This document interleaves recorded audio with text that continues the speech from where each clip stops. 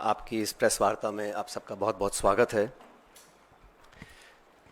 सबसे पहले पिछले कुछ दिनों में जिन भारतीय नागरिकों की मौत हुई है, खासकर सरहद के पास वाले क्षेत्रों में, मैं अपनी तरफ से, अपनी पार्टी की तरफ से और सभी लोगों की तरफ से उनको बहुत बहुत सांत्वना देना चाहता हूं और अपनी श्रद्धांजलि अर्पित करना चाहता हूं जिन लोगों की मौत पिछले कई दिनों में हुई है। दूसरा, मैं भारतीय सेना, भारतीय वायुसेना, थल सेना, हमारे सैनिकों का, हमारी फौज का जो पराक्रम और शौर्य है, मैं उसको सलाम करना चाहता हूं। और भारतीय सेना ने एक बार दोबारा दिखाया है कि वो दुनिया की सर्वोच्चतम सेनाओं में से एक है। A professional armed forces that is second to none. The valour, the bravery and the professionalism of the Indian Armed Forces is unprecedented and second to none. पिछले 24 घंटों का जो घटनाक्रम है बहुत तेजी से बदला है और हम सबको बड़ा आश्चर्य हुआ जब सीज फायर की जो घोषणा है वो अमेरिकी राष्ट्रपति ने करी। ये शायद पहली बार हुआ है कि इस प्रकार की सीज फायर की घोषणा सोशल मीडिया के माध्यम से अमेरिका के राष्ट्रपति करते हैं। और जो उन्होंने अपने सोशल पोस्ट पर लिखा है उस पर भी हमको ध्यान देना चाहिए।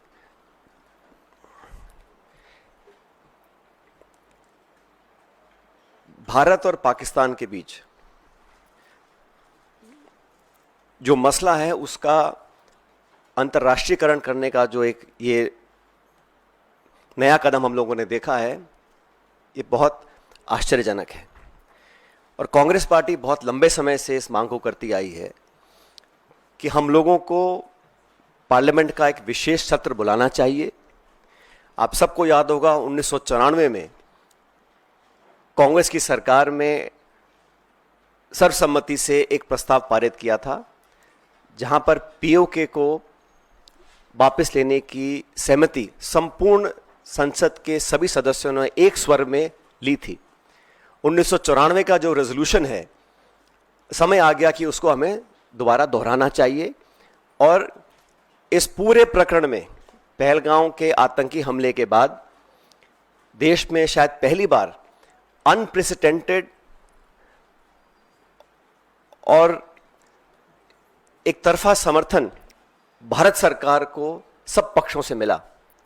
सभी दल, सभी विचारधारा, 140 करोड़ लोग भारत सरकार के साथ खड़े रहे और हमने साफ कहा था कि पहलगाम में जो आक्रमण हुआ है वो भारत की आत्मा पे आक्रमण है और इसका मुंह तोड़ जवाब देना अति आवश्यक है।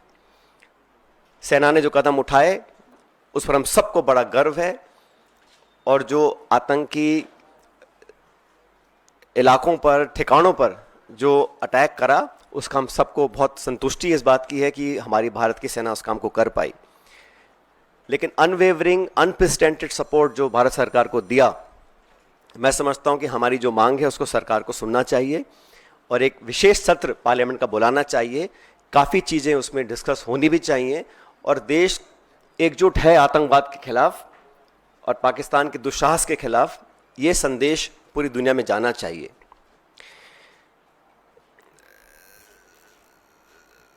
साथियों, जब ये घोषणा मीडिया के माध्यम से, और मैं सिर्फ उन बातों को रखना चाहता हूं जो पब्लिक डोमेन में है, काफ़ी कुछ ऐसी बातें हैं जो हम सबको जानकारी में नहीं है लेकिन जो पब्लिक डोमेन में है उसको देखकर लगता है कि बहुत से सवाल खड़े हुए हैं। अमेरिका का 2 दिन पहले कहना कि it is none of our business, उसके बाद secretary of state, vice president, US president सबसे पहले घोषणा करते हैं कि सीज फायर हो रहा है, उसके बाद पाकिस्तान और भारत भी सीज फायर का ऐलान करते हैं। ये जो मीडिएशन है इसको क्या भारत सरकार ने एक्सेप्ट किया है और किन कंडीशंस पे इस प्रकार की घोषणा अमेरिका ने करी है, ये बहुत बड़ा सवाल है। उसमें कश्मीर का जिक्र किया गया है। सेक्रेटरी स्टेट ने बोला है कि एक न्यूट्रल साइट पर कश्मीर के मुद्दे को, और कितना गलत अमेरिका के राष्ट्रपति जी ने कहा कि हजारों साल पुराना ये मुद्दा है। वो भूल गए कि 76 साल पहले ये एक ही देश था, कोई मसला नहीं था, लेकिन उन्होंने कश्मीर के मुद्दे को उठाया। और मुझे लगता है कि ये इंडिया पाकिस्तान को हाइफनेट करने की एक दोबारा कोशिश की गई है। IMF का बेल आउट करना, पहले भी बैक चैनल डिस्कशंस होते होंगे, डिप्लोमेसी का अपना एक रोल है दुनिया के हर कोने में, लेकिन इस प्रकार वॉशिंगटन से सीज फायर की अगर घोषणा होती है तो कई सवाल खड़े करता है। भारतीय थल सेना के पूर्व जनरल्स ने भी जो बातें बोली हैं उस पर भी हमको ध्यान देना चाहिए।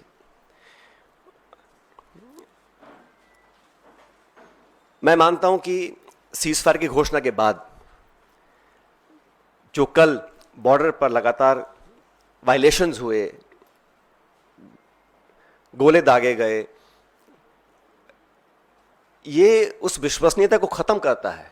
अगर सीज फायर हुआ है, अनाउंस हुआ है, दोनों पक्षों ने, डीजीएमओज ने बात कर सीज फायर की घोषणा करी है, उसके तुरंत बाद रात भर जो खबरें हमें देखने को मिली हैं उसमें निरंतर वायलेशंस हुए हैं सीज फायर के। इसलिए मैं मानता हूं कि हम लोगों को एक ऑल पार्टी मीटिंग बुलानी चाहिए भारत सरकार को, और जो पिछली 2 मीटिंग्स में नहीं हुआ वो इस बार करना चाहिए। प्रधानमंत्री जी को इस ऑल पार्टी मीटिंग में आना चाहिए और पूरे देश को कॉन्फिडेंस में लेकर, सभी दलों को, क्योंकि सभी दलों ने अपनी विचारधारा को परे रखते हुए समय पर भारत सरकार को संपूर्ण समर्थन दिया था, और जो ऑल पार्टी मीटिंग्स बुलाई गई उसमें प्रधानमंत्री जी नहीं आ पाए थे। तो एक और ऑल पार्टी मीटिंग बुलानी चाहिए जिसमें वो सबको कॉन्फिडेंस मिले, सब पॉलिटिकल पार्टीज को और देश को कॉन्फिडेंस मिले कि सीज फायर हुआ है, किन शर्तों पर हुआ है, और अगर सीज फायर की घोषणा के तुरंत बाद रात भर पाकिस्तान गोलाबारी कर रहा है, सरहद पर मोटर फायर कर रहा है, तो उनकी विश्वसनीयता पर कब तक विश्वास किया जा सकता है, और क्या गारंटीज हैं कि भविष्य में इस प्रकार की घटना को अंजाम नहीं दिया जाएगा।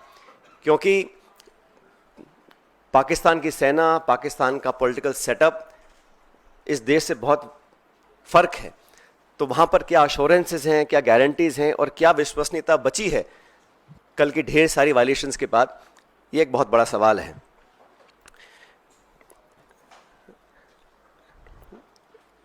उन्नीस 1971 में भी जब युद्ध छिड़ा था तो अमेरिका ने कहा था कि हम बे ऑफ बंगाल में अपना 7वां बेड़ा भेज रहे हैं, we will deploy the 7th fleet. That's what the Americans said. But despite that, the then government and Indira ji went ahead and did what was in a supreme national interest. आज हम उनको याद करते हैं कि वो नेतृत्व ऐसा था जहां पर नेशनल इंटरेस्ट को सबसे ऊपर रखा गया। और आज भी आपको याद होगा जब पार्लियामेंट पर आक्रमण हुआ था, वाजपेयी जी प्रधानमंत्री थे, सोनिया गांधी जी नेता प्रतिपक्ष थी, सदन के पटन पर उन्होंने खड़े होकर कहा था कि भारत, पूरा देश, पूरा विपक्ष सरकार के साथ है, जो भी उचित कदम उठाना है उसको उठाएं और निसंकोच उठाएं, हम आपके साथ रहेंगे। उन्हीं परंपराओं को कायम रखते हुए प्रमुख विपक्षी दल कांग्रेस पार्टी और तमाम दलों ने, चाहे वो खरगे जी हों, राहुल गांधी जी हों, हम सब ने सरकार को पूरा समर्थन दिया था। लेकिन इस प्रकार जो सीज फायर की घोषणा अमेरिकी राष्ट्रपति करते हैं, कुछ घंटे के बाद उसको वेरीफाई पाकिस्तान और इंडिया करते हैं, तो कहीं ना कहीं इस कश्मीर मुद्दे पर भी जो स्टेटमेंट्स आए अमेरिका की तरफ से, उस पर सरकार को अपना पक्ष रखना चाहिए, क्योंकि ये बायलैटरल इशू है। इसका अंतर्राष्ट्रीयकरण करने की जो कोशिश की जा रही है इस पूरे प्रकरण के माध्यम से, मैं इसको ठीक नहीं समझता हूं। एक विशेष सत्र पार्लियामेंट का बुलाना चाहिए और कम से कम 1994 का जो रेजोल्यूशन था उसको दोबारा अडॉप्ट करें और देश के सामने स्पष्ट तरीके से कहा जाए कि no third party involvement will be accepted, it is a bilateral issue and it is India's and Pakistan issue and no country including America should have a space to intervene in a bilateral issue. अब तक हमारे पिछले कई दशकों की जो foreign policy थी, जो स्टेटेड पॉलिसी थी, वो बड़ी स्पष्ट थी उसमें कहीं मीडिएशन का, नेगोशिएशंस का, थर्ड पार्टी इन्वॉल्वमेंट का कोई स्कोप ही नहीं था, चाहे कोई प्रधानमंत्री हो, कोई सरकार हो। लेकिन जो अमेरिका का स्टेटमेंट आया है उस पर, इन सारी चीज़ों के ऊपर एक सवाल उठना लाजमी बनता है। इसलिए मैं इतना अपील करूंगा कि ऑल पार्टी मीटिंग सरकार को बुलानी चाहिए तुरंत प्रभाव से। और हमारे सैनिकों ने पिछले दिनों में जो कर दिखाया है, मुझे लगता है कि उस पर हम सबको बड़ा फख्र है, बड़ा नाज है। और हमारी सेनाओं का जो बल, जो ताकत, जो शौर्य, जो वीरता, जो कार्यकुशलता, जो प्रिसिशन, जिस जांबाजी से उन्होंने मजा चखाने का काम किया है पाकिस्तान को, उन सब पर हमको बड़ा नाज है, बड़ा फख्र है। Thank you.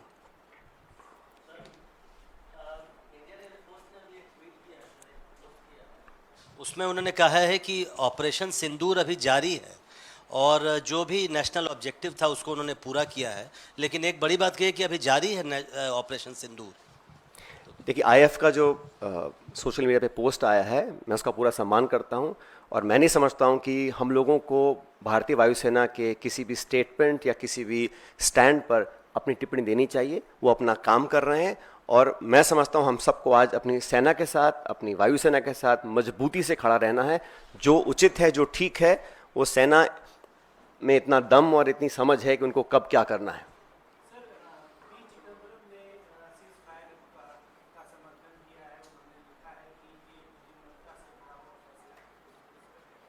मैंने कहा ना, सीज फायर दो पक्षों का होता है, लेकिन मुझे चिंता इस बात की है कि जिस प्रकार अमेरिका ने पहल कर कर सबसे पहले अचानक इसकी घोषणा करी, तो क्या परिस्थितियां थीं, क्या वो मुद्दे थे जिनको लेकर अमेरिका इतनी बड़ी पहल कर सकता है बिना पाकिस्तान, हिंदुस्तान के इस बात की पुष्टिकरण करे।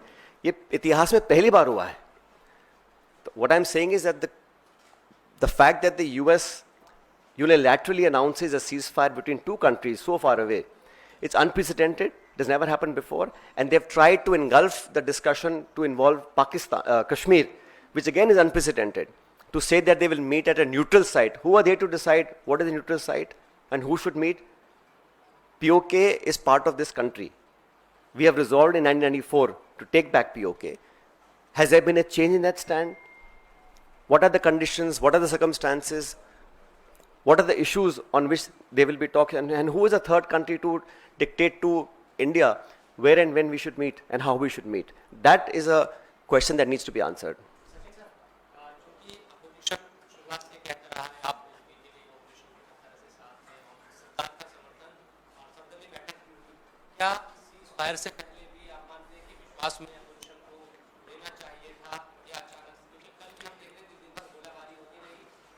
फायरिंग हो रही है, सब चीजें, और शाम 5 बजे आता है।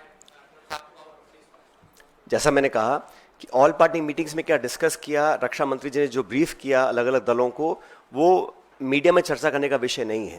लेकिन मैं इतना कहना चाहता हूं कि हमारी डिमांड शुरू से 22 तारीख को पहली बार ही खड़गे जी और राहुल जी ने कहा था कि हम सरकार के साथ हैं, निसंकोच होकर पाकिस्तान के दांत खट्टे करने का और सबक सिखाने का, आतंकवादी घटनाओं को जड़ से खत्म करने का हमको एक जो प्रण लिया है उसको पूरा करना चाहिए। और पूरा समर्थन कांग्रेस ने दिया, समूचे विपक्ष ने दिया। और मैंने बार बार कहा कि पहली बार कश्मीर में भी जिस प्रकार के जज्बात सामने आए और वहां पे हर मजहब के लोग, हर धर्म के लोग चाहते थे कि ये जो आतंकवादी हमला है, ये आक्रमण है, इसका जवाब देना चाहिए। उन भावनाओं को, देश के समर्थन को, सर्वदलीय समर्थन जो सरकार को मिला वो अनप्रेसिडेंटेड था। उसके बाद सरकार ने जो कॉन्फिडेंस में लिया, वो ऑल पार्टी मीटिंग्स में डिस्कस जो किया वो चर्चा का विषय नहीं है।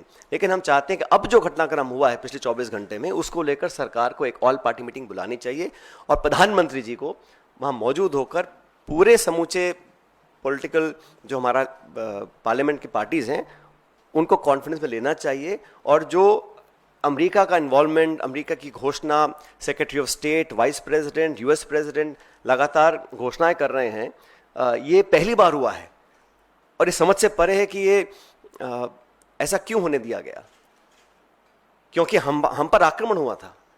भारत ने कभी भी किसी भी देश पर बेवजह अपनी नजरें नहीं टिकाई हैं। We have never been an aggressor. We are land of Mahatma Gandhi. We want peace everywhere, world wide.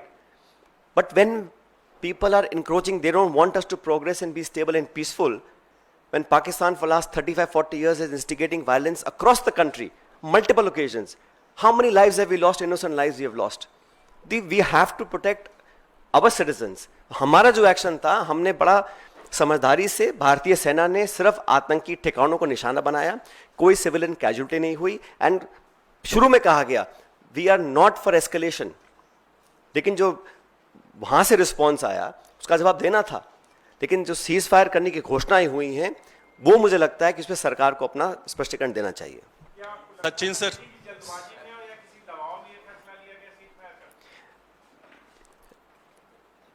I don't want to speculate. जो पब्लिक डोमेन में खबरें आई हैं, मैं मात्र वहां तक अपनी बात सीमित रख रहा हूं, और मुझे लगा, हम सबको लगा कि ये जो हुआ है ये पहली बार हुआ है, ऐसा आज तक कभी हुआ नहीं है। किन परिस्थितियों में ऐसा हुआ, क्या कारण थे, और अब आगे क्या होगा, क्योंकि इसमें लिखा गया है कि एक न्यूट्रल साइट पर कश्मीर मुद्दे को लेकर दोनों पक्षों की चर्चा होगी, कौन करवाएगा, ये third party mediation, Shimla agreement, इन सब पर सरकार को अपनी बात रखनी चाहिए। सचिन सर 2-3 सवाल हैं आपसे। पहला ये कि क्योंकि हम लोग इस लड़ाई में विपक्ष के समर्थन, तमाम कांग्रेस पार्टी और पूरे देश के समर्थन से सरकार को ताकत मिली थी और सेना पे आप लोग का विश्वास है। पहला सवाल ये है कि क्या हमने लीड लेकर भी पीछे हटे हैं, कांग्रेस ऐसा मानती है? दूसरा सवाल यह है कि इस लड़ाई को क्या आगे और बढ़ाते रहना चाहिए था भारत को जो अंडरस्टैंडिंग में नहीं आना चाहिए था? और लास्ट क्वेश्चन ये है कि आप लोग दोनों चीजों की मांग कर रहे हैं ना, संसद का स्पेशल सेशन और सर्वदलीय बैठक। बिल्कुल, दोनों मांगे हमारी पार्टी की हैं कि ऑल पार्टी मीटिंग दोबारा बुलाएं, उसमें प्रधानमंत्री जी खुद उपस्थित रहें, क्योंकि पिछली 2 बार वो उपस्थित नहीं रह सके थे, और पार्लियामेंट का विशेष सत्र बुलाया जाए ताकि जो मुद्दे अभी मैंने रेखांकित किए हैं उस पर विस्तार से चर्चा हो सके और देश के सामने एक सही पिक्चर निकल कर आए। मैंने जो सवाल उठाई इसलिए उठाए क्योंकि पाकिस्तान का इतिहास रहा है। जब बंबई में आतंकी हमला हुआ 26/11, तब जांच में पाया गया कि वो पाकिस्तान के द्वारा नियंत्रित था, उन्होंने ही स्टेट स्पॉन्सर करके करवाया था। तो जांच की मांग रखना, it is an old habit of the Pakistan state. पर मैं कहना चाह रहा हूं कि इन विश्वसनीयता नहीं है। सीज फायर के तुरंत बाद वो गोलाबारी कर रहे हैं, तो भविष्य में वो अपने टेरर क्राइम्स को दोबारा पुनर्जीवित करेंगे, पोषित करेंगे, उसकी क्या जिम्मेदारी है, क्या गारंटीज हैं? तो हम लोगों ने जो किया, मैं इतना ही कहना चाहता हूं कि कंडीशंस क्या थी, सर्कमस्टेंसेस क्या थे, और पाकिस्तान और उसकी सेना पर कितना विश्वास किया जाना चाहिए कि भविष्य में इस प्रकार की घटना को दोबारा अंजाम वो ना दें।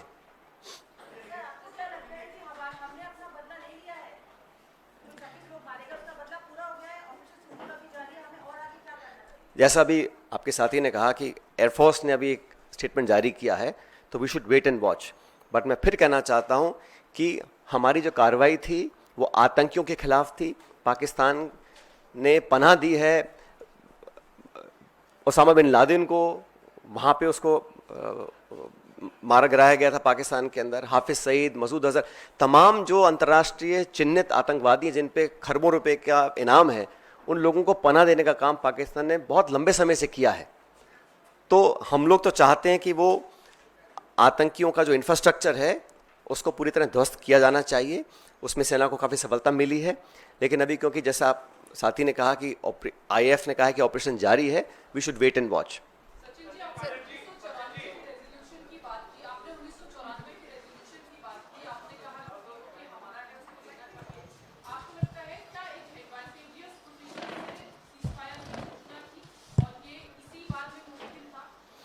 मैं स्पेकुलेट करना नहीं चाहता हूं, मैं सिर्फ इतना कहना चाहता हूं 1994 में संपूर्ण संसद ने यूनानिमसली एक रेजोल्यूशन पास किया था और हम उस पर भी आज अड़िग हैं। मैं मानता हूं कि समय आ गया कि हमें उस रेजोल्यूशन को दोबारा दोहराना चाहिए, और अगर कोई चेंज ऑफ स्टैंड है तो चर्चा करनी चाहिए। हमारी पार्टी का कोई चेंज ऑफ स्टैंड नहीं है, वो कांग्रेस के समय में रेजोल्यूशन पास किया गया था 1994 में, और हम आज भी उस पर कायम है, पूरा देश उस पर कायम है। लेकिन एक सर्वदलीय बैठक और पार्लियामेंट का विशेष सत्र सरकार को तुरंत बुलाना चाहिए। सचिन पायलट जी, मेरा सवाल आपसे ये है कि आप भी फौज में हैं। सवाल ये है कि इंदिरा गांधी ने 1971 में पाकिस्तान के 2 टुकड़े किए थे, और जो हालात अभी सीमा के आसपास के बने हुए हैं पहलगाम के बाद, क्या आप मानते हैं कि एक मौका था पाक अधिकृत कश्मीर पे कब्जा करने का, पाक अधिकृत कश्मीर को लेने का, वो मौका हम चूक गए उस मौके से? मैं इतना ही कहना चाहता हूं कि जब जब पाकिस्तान ने दुस्साहस किया है, आतंकी हमलों को अंजाम दिया है। तथ्यों के साथ ये पाया गया कि Pakistan state is fully involve. तो हम लोगों को वहाँ पर जो आतंकी गतिविधियाँ करने वाली जो ताकतें हैं उनको नष्ट करना चाहिए। और 1994 का जो रेजोल्यूशन है पार्लियामेंट का, वो आज भी कायम है। मैं इतना कहना चाहता हूँ। सचिन जी, एक सवाल है, कांग्रेस को ज्यादा दिक्कत किस चीज से है? सीज फायर का जो फैसला लिया गया वो विपक्षी पार्टियों को कॉन्फिडेंस में नहीं लिया गया, वो फैसला गलत था, या फिर एक तीसरे देश को इसमें शामिल किया गया और वो जानकारी दे रहा है ट्वीट के जरिए कि भारत पाकिस्तान के बीच अब युद्ध जो है वो खत्म हो रहा है? किस बात पर कांग्रेस की ज्यादा आपत्ति है? पहली बात तो हमारी कोई आपत्ति नहीं है, लेकिन एक प्रमुख विपक्षी दल होने के नाते, क्योंकि हम लोगों ने भी कई साल देश की सेवा सत्ता में भी की है, विपक्ष में भी की है, हमारा इतना मानना है कि जो पिछले 24 घंटे में हुआ है वो आज तक हुआ नहीं। किन कारणों से हुआ उसका स्पष्टीकरण आना चाहिए।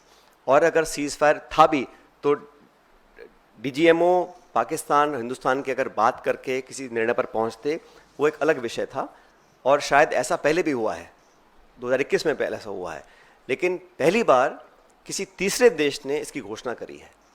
वो मैं समझता हूं कि उस पर भारत सरकार को अपना पक्ष रखना चाहिए कि ऐसा क्यों हुआ और किन कारणों से हुआ, किन परिस्थिति में हुआ। और उसमें दायरे में कश्मीर को लिया गया है और कहा गया कि हम दोनों देशों के साथ ट्रेड करेंगे, इन्वेस्टमेंट करेंगे, और भारत और पाकिस्तान को हाइफनेट करने की कोशिश की है।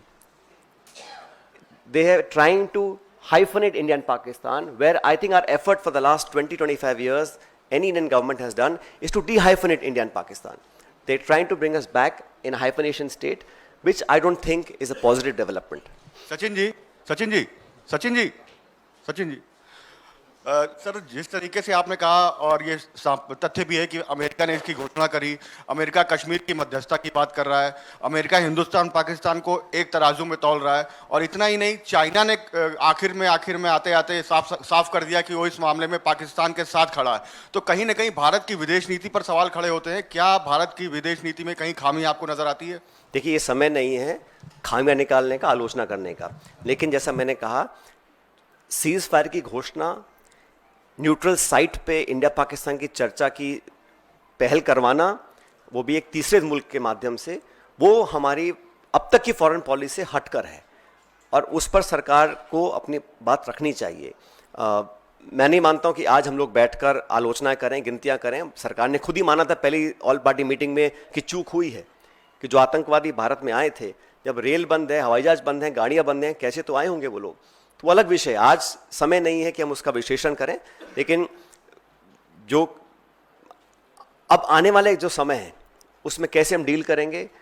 भारतीय वायुसेना बोल रही है कि अभी ऑपरेशन जारी है, सीज फायर की घोषणा हुई, उसकी पालना नहीं हो रही है। हम सब ने देखा है बॉर्डर सरहद पर जो बमबारी कल हुई है, उसका मल्टीपल वायलेशंस हुए हैं, उस पर हम लोगों को क्या करना है।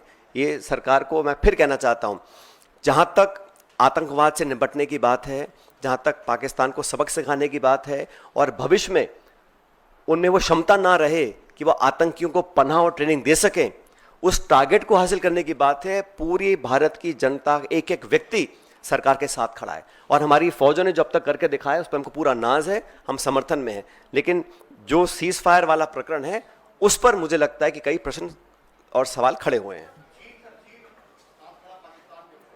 ये कोई नई बात तो है नहीं, हम सब जानते हैं कि उनका पूरा समर्थन रहा है। जो आर्टिलरी है, इक्विपमेंट है, वो सारा चीन सप्लाई करता है पाकिस्तान को। Thank you.